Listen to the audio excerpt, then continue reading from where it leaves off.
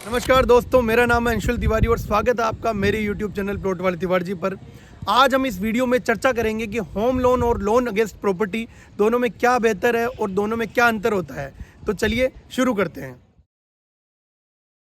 Home loan और loan against property दोनों में बहुत ही कम अंतर होता है। जहां होम लोन मेनली एक रेजिडेंशियल प्रॉपर्टी खरीदने के लिए लिया जाता है, यह खरीदी जा रही प्रॉपर्टी के एवज में सिक्योर्ड लोन होता है। वहीं दूसरी ओर लोन अगेंस्ट प्रॉपर्टी पर लोन के साथ आप एक मौजूदा प्रॉपर्टी के एवज में पैसा उधार लेते हैं, जिसको आप किसी पर्सनल यूज़ या अपने किसी बिजनेस के लिए काम में ले सकते हैं। सबसे पहले हम ये समझते हैं कि होम लोन और प्रॉपर्टी पर लोन में क्या अंतर है।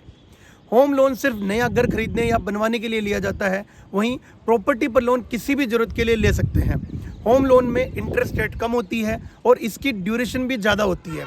होम लोन 30 साल तक के लिए मिल सकता है, वहीं प्रॉपर्टी पर लोन जो आपको मिलता है वो मात्र 10 साल तक के लिए मिलता है और इसकी ROI भी होम लोन से ज़्यादा होती है।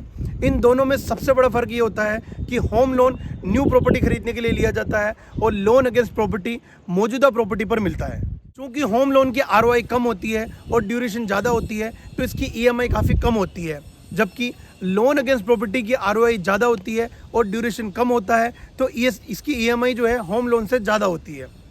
लोन अगेंस्ट प्रॉपर्टी की सबसे खास बात यह है कि यह आपको अपनी मौजूदा प्रॉपर्टी के एवज में लोन पाने की सुविधा देता है। आप इस पैसों का इस्तेमाल अपने बिजनेस में या पर्सनल यूज़ में कर सकते हैं। यदि आप प्रॉपर्टी पर लोन का बैलेंस ट्रांसफ़र कराते हैं तो यह आपके लिए प्रॉफिटेबल हो सकता है।